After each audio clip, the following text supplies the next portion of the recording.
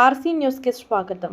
మెదక్ జిల్లా రామాయంపేట జాతీయ రహదారిపై ఆద్య గ్రాండ్ హోటల్ సమీపంలోని బైపాస్ వద్ద ఫ్లైఓవర్ నిర్మించాలని బీఆర్ఎస్ పార్టీ డిమాండ్ చేసింది.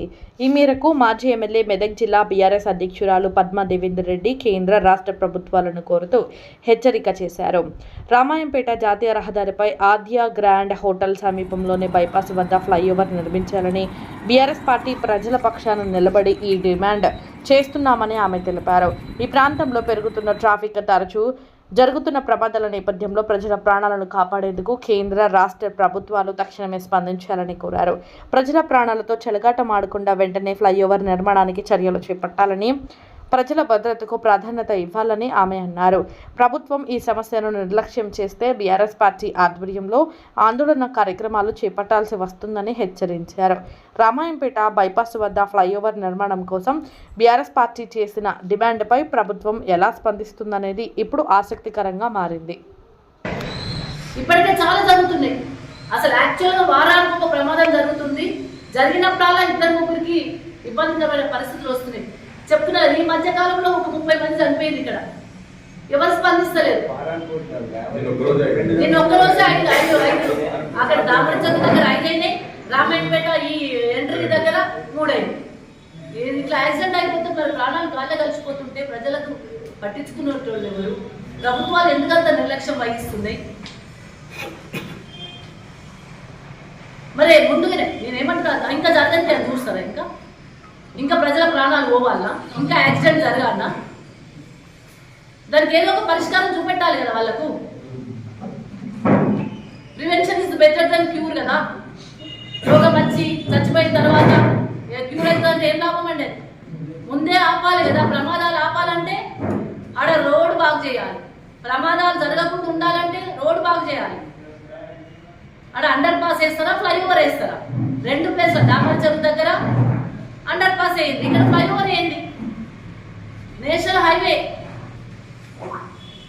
అదే మామూలుగా ఆషామాషి రోడ్ కాదు కదా. నేషనల్ హైవే అంటే ప్రమాదాలు జరగదు కదా. చాలా హెవీ వెహికల్స్ వెళ్తూ ఉంటాయి. కాశ్మీర్ టు కన్యాకుమారి వరకు వెహికల్స్ వెళ్తూనే ఉంటాయి. మరి వాటి అన్నింటినీ ఆ వెహికల్స్ వెళ్ళేటప్పుడు ప్రమాదాలు జరుగుతూ ఉంటే ఇక నేషనల్ హైవేకి అర్థమేమిటి? సేఫ్టీ ఎక్కడ ఉంది? ప్రజల సేఫ్టీ కదా ముఖ్యం, ప్రాణాలు కదా ముఖ్యం. మిగతా అన్ని సమస్యల కంటే ప్రాణాలు కదా ముఖ్యం. మరి ప్రాణాలు పోయేంత ఇబ్బందికరమైన పరిస్థితులు ఉన్నప్పుడు మీరెందుకు స్పందిస్తలేరు? ఇదేనా మీ పరిపాలన? ఒక్కటి కాగా 2, 3, 30 యాక్సిడెంట్, 30 మంది చనిపోయింది. ఇంకెంతమంది చనిపోవాలి ఆడ? ఇంకెంతమంది ప్రాణాలు ఇవ్వాలి ఆడ? ఇంకెంతమంది బలి కావాలి? ఇంకెంతమందికి ఇబ్బంది రావాలి? ఎన్ని కుటుంబాలు ఖరాబ్ కావాలి? ఎన్ని కుటుంబాలు నాశనం కావాలి? ఎన్ని కుటుంబాలు పనికి రాకుండా వాళ్ళ కుటుంబాలు రోడ్డు నుంచి రావాలి? ఇదేనా మీ పరిపాలన? అందుకే దయచేసి ఇప్పటికి రిక్వెస్ట్ చేస్తాం. ఇది రిక్వెస్ట్ ఈరోజు, కానీ భవిష్యత్తులో డిమాండ్ ఉంటుంది, తర్వాత ధర్నా ఉంటుంది. ఒక్కటే ఏంటంటే ఇప్పటికైనా స్పందించండి. ఆడ ఫ్లైఓవర్ కట్టండి. ఫ్లైఓవర్ శాంక్షన్ ఇచ్చినామని ఎవరు చేస్తారు? శాంక్షన్ వచ్చింది ఏది? ప్రొసీడింగ్ ఆపేది శాంక్షన్ ఏది? ఎందుకు కడతలేదు? ఎందుకు సర్వే చేస్తలేదు? ఆడ సర్వే ఎందుకు జరుగుతలేదు? ప్రజాభిప్రాయం కంటే ఎక్కువ కాదు కదా. ప్రజల ప్రాణాల కంటే ఏది ఎక్కువ కాదు కదా. ఇస్తాం, హైయర్ అథారిటీస్కి ఇస్తాం, కలెక్టర్ గారికి ఇస్తాం. తర్వాత బీఆర్ఎస్ పార్టీ పక్షాన పెద్ద ఎత్తున ధర్నా కార్యక్రమం కూడా నిర్వహిస్తామని సందర్భంగా తెలియజేస్తూ, మా మీడియా మిత్రులందరూ కూడా చెప్తున్నా, ఇది పబ్లిక్ ఇష్యూ. ప్రజల కోసం, ప్రజల ప్రాణాలు కాపాడడం కోసం మనందరం కూడా ఒక అడుగు ముందుకేయాల్సిన అవసరం ఉంది. ప్రతిపక్ష పార్టీగా బీఆర్ఎస్ పార్టీ మరి ప్రజల సమస్యలను మరి ప్రభుత్వం దృష్టికి తీసుకురావడం కాదు, వాటి పరిష్కారం కోసం కూడా, పరిష్కారం వచ్చేంత వరకు కూడా ప్రయత్నం చేస్తూనే ఉంటుంది. కాబట్టి డెఫినెట్గా రేపు రాబోయే కాలంలో పెద్ద ఎత్తున ధర్నా కార్యక్రమం నిర్వహిస్తాం.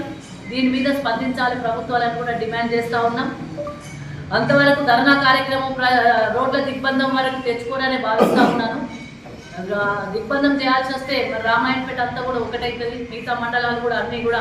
ఎందుకంటే అందరికీ ఎవరైనా ప్రయాణం చేయొచ్చు, ఆ రోడ్డు దగ్గర ఎవరైనా ప్రయాణం చేయొచ్చు, ఎప్పుడైనా ఆపద రావచ్చు. అది మన ఆపద వచ్చినప్పుడు మన ఇంట్లో అయితే ఎట్లయితే అట్లా ఫీల్ అయినామనుకోండి, డెఫినెట్గా ప్రతి గుండె కలుగుతుంది, ప్రతి గుండె కదులుతుంది. అందుకని గుండె కదులుతుంది.